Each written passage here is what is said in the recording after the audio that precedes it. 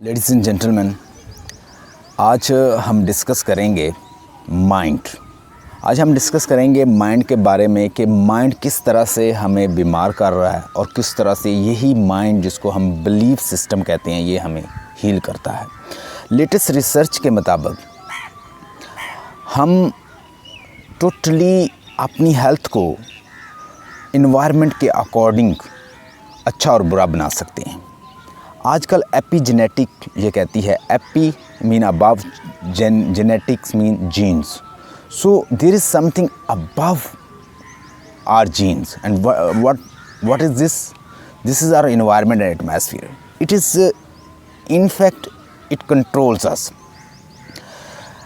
गौतम बुद्धा ने एक दफ़ा कहा था कि माइंड ही हमारा दोस्त है और माइंड ही हमारा बहुत वर्स्ट दुश्मन है। अगर हम इसको कंट्रोल कर लेते हैं तो हम हेल्दी हो सकते हैं, गुड रिलेशन पा सकते हैं, हम सक्सेसफुल हो सकते हैं, हम खुद को हील कर सकते हैं। एक मेडिकल रिसर्च आपको बताता हूँ। एक न्यूरो साइंटिस्ट ने एक रिसर्च की ब्रेन के ऊपर। उसने एक ग्रुप को लिया, मेल फीमेल को, और उनको एक कमरे के अंदर उसने कहा कि आपने इस कमरे के अंदर स्टे करना है, लेकिन यहाँ पे एक बटन है जिसको आपने टच नहीं करना, बिकॉज़ अगर आप उसे टच करते हो तो वो बहुत बड़ा आपको एक शॉक लगेगा, इलेक्ट्रिकल शॉक लगेगा, तो आपने इससे अवॉइड करना है। तो वहाँ क्या हुआ कि 67% जब उसने एक्सपेरिमेंट किया तो 67% मेल ने उसको प्रेस किया, 27% फीमेल ने उसी बटन को प्रेस किया, और एक बंदा उसमें ऐसा मौजूद था जिसने 90 दफ़ा उसको प्रेस किया।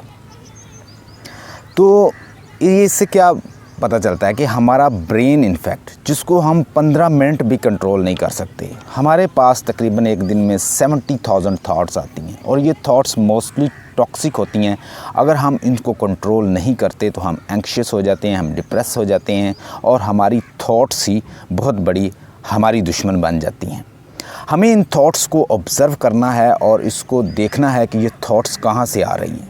इसकी मिसाल मैं ऐसे दूंगा कि एक ट्रैफिक पुलिस ऑफिसर जो कि पूरी ट्रैफिक को देख रहा है, उसको ऑब्ज़र्व कर रहा है कि कौन सी गाड़ी कब आ रही है, कहाँ रुक रही है, और सिग्नल पे रुक रही है या नहीं रुक रही, स्टॉप होती है या नहीं, या चल रही है, किस तरफ से गाड़ी आ रही, कहाँ आ रही, किस साइड से आ रही है। तो इस तरह ऐसे एक ट्रैफिक पुलिस ऑफिसर का जैसे काम होता है। अगर आप अपनी थॉट को इस तरह ऑब्ज़र्व करते हैं तो आप उसको कंट्रोल कर सकते हैं। Observe your thoughts. जब अपनी थॉट्स को आप ऑब्ज़र्व करते हैं, उसको ऑन नहीं करते। मिसाल के तौर पर यहाँ पे बच्चे, मेरे पास बहुत सारे बच्चे खेल रहे हैं, मैं उन्हें कहता हूँ कि यहाँ से दूर चले जाओ। अब मैंने इस थॉट को ऑन कर लिया क्योंकि ये थॉट अब मेरी बन गई। पहले वो खेल रहे थे, I am just ignoring them. लेकिन अगर मैं इसको ऑन कर लेता हूँ तो I will be depressed if they are not following my command. अगर वो मुझे नहीं मान रहे तो मैंने उसे ऑन कर लिया, आई विल बी डिप्रेस्ड।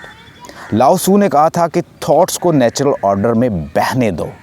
अगर आप उसको कंट्रोल करोगे तो यू विल बी डिप्रेस्ड। बिल्कुल ऐसे ही थॉट को जब आप ऑन कर लेते हो तो आपके लिए बहुत बड़ी डिप्रेशन बनती है। मतलब यहाँ बच्चे खेल रहे थे, मैंने उनको इग्नोर किया। अगर मैं उन्हें कहता हूँ कि यहाँ से दूर चले जाओ तो that will make me depressed. तो इसी तरह हम जब भी हमारे पास कोई थॉट आती है, हम उसे एक्सप्रेशन या सप्रेशन के ज़रिए कंट्रोल करते हैं।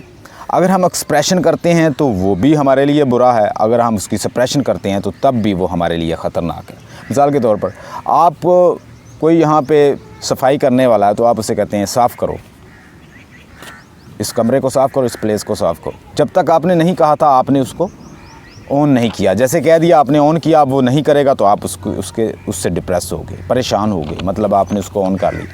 आपको आपके बॉस ने डांट दिया, अब आप यहाँ पे नहीं बोलोगे, आप उसको सप्रेस करोगे। सप्रेशन और एक्सप्रेशन दोनों साइड में ही बुरा हो सकता है। अगर आप उसको इग्नोर करोगे, मतलब उसे नेचुरल ऑर्डर में बहने दोगे, तो that will be your success. आप अपने माइंड को बचा सकते हो टेंशन, डिप्रेशन, एंग्जाइटी से। ऑब्ज़र्व योर थॉट्स, और आपने थॉट्स को आप अपनी थॉट्स को थॉट लेवल पे और इमोशन लेवल पे, दोनों लेवल पे आपने उसको ऑब्ज़र्व करना है। और मैं ये कहता हूँ कि जब भी थॉट आए 15 मिनट में आप बैठ जाएं और जो भी थॉट्स आ रही हैं उसको 15 मिनट उसको लिखना शुरू कर दें।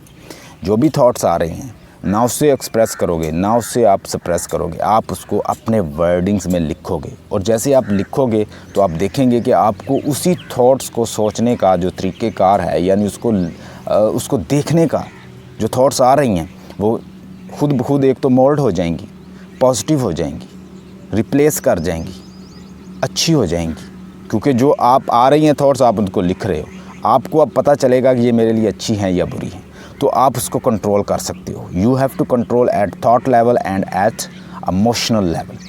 इमोशनल लेवल पे और थॉट लेवल पे आप कंट्रोल कर सकते हो। अगर आप 15 मिनट ऑब्ज़र्व करते हो, उसके बाद उसको लिखते हो, तो you will be able to manage them. जो चीज़ आ रही है उसको एज़ इट इज़ देखो और उसको सप्रेस करने की कोशिश मत करो। जब भी आप इमोशन के साथ लड़ोगे तो that will give you stress, anxiety, depression. अगर आप उसे वैसे ही छोड़ दोगे तो वो खुद ब खुद एक नॉर्मल तरीके से गुजर जाएगी। इसको हम कहते हैं इमोशनल एल्केमी। तो इसके ज़रिए आप इसको कंट्रोल कर सकते हो। तो आपका माइंड जो है वो ही आपकी सबसे बड़ी इन्वेस्टमेंट वही है। आपने उसको हर सूरत कंट्रोल करना है। आप कैसे कंट्रोल करते हो ये आपने अब सोचना है। न्यूरोप्लास्टिसिटी। न्यूरोप्लास्टिसिटी एक ऐसा फंक्शन है हमारे ब्रेन का कि जिसमें सेल खुद ब खुद ग्रो करते हैं। आज से पहले साइंटिस्ट का ये मानना था, बायोलॉजिस्ट और साइंटिस्ट ये बिलीव करते थे कि ब्रेन के सेल जो हैं वो बिल्कुल फिक्स्ड होते हैं, ग्रो नहीं करते। लेकिन न्यूरोप्लास्टिसिटी ये कहती है कि ब्रेन के सेल जो हैं वो ग्रो होते हैं। लंदन के अंदर एक एक्सपेरिमेंट किया गया। जितने भी टैक्सी ड्राइवर्स थे उनके ब्रेन को स्कैन किया गया और देखा गया कि उनका जो ग्रे मैटर है, जो उनका ग्रे मैटर है, हिप्पोकैम्पस जो उनका है, वो दूसरे लोगों से ज़्यादा, मतलब आम लोगों से वो ज़्यादा है कुछ, जिसको ग्रे मैटर कहते हैं ब्रेन के अंदर।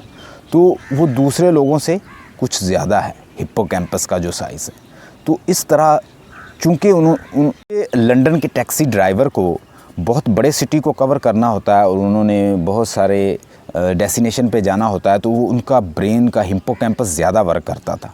तो उन्होंने ये देखा कि लंदन के टैक्सी ड्राइवर का जो ग्रे मैटर है, स्पेशली माइंड का हिस्सा हिप्पोकैम्पस, वो ज़्यादा है साइज़ में और उसमें ज़्यादा कैपेसिटी है when they take their MRI। और दूसरे म्यूज़िशियन के ऊपर एक रिसर्च हुई। म्यूज़िशियन के बारे में रिसर्च ये कहती है कि जो उनका पैरेटल कॉर्टेक्स है, वो लर्निंग पार्ट जो है वो ज़्यादा एक्टिवेट होता है जब वो अपनी फिंगर को यूज़ करते हैं। इसी तरह एक रिसर्च फुटबॉल प्लेयर्स के ऊपर हुई। कुछ एक ग्रुप लिया गया, उन्हें कहा कि फ़िज़िकली आप फुटबॉल खेलिए, और दूसरे ग्रुप को कहा कि इमेजिन कीजिए। तो दोनों की जब MRI की गई तो उनके जो ब्रेन के अंदर जो नेटवर्क्स थे वो सेम बन रहे थे, मतलब न्यूरल पैटर्न सेम थे। इट मीन कि हमारा ब्रेन नहीं जानता कि इमेजिनेशन और रियलिटी क्या होती है।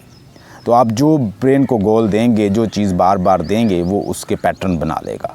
तो इस तरह फुटबॉल ग्रुप से ये चीज़ आयां होती है कि आप ब्रेन को जो कहते हो, ब्रेन उसको वैसे ही ले लेता है। वो इमेजिनेशन और रियलिटी में फ़र्क नहीं जानता। Playing the football and imagining playing the football is same for the brain.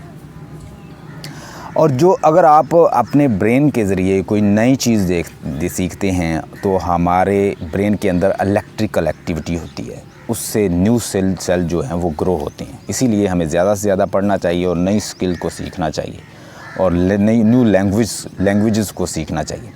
Biography और स्टोरीज़ को पढ़ना चाहिए, क्योंकि बायोग्राफ़ी से मिरर जो न्यूरॉन्स हैं हमारे ब्रेन के अंदर एक्टिवेट होती हैं। मतलब आप किसी को देखते हो तो वैसे ही न्यूरॉन्स आपके ब्रेन के अंदर बन जाते हैं। उनकी स्टोरी पढ़ते हैं, उन्होंने कैसे हील किया, कैसे प्रोग्रेस किया, कैसे डेवलप किया, कैसे बिज़नेस स्टार्ट किया, कैसे कामयाबी हासिल की, और किस तरह से how they got successful life. So once you study, once you read their life, mirror neurons activate in your brain. Then meditation plays vital roles because meditations give you focus. इसके ज़रिए आप फोकस कर सकते हैं और 21 days meditation जो है वो बहुत अच्छी है और डेली बेस पे आप इसको कर सकते हैं. That is very useful.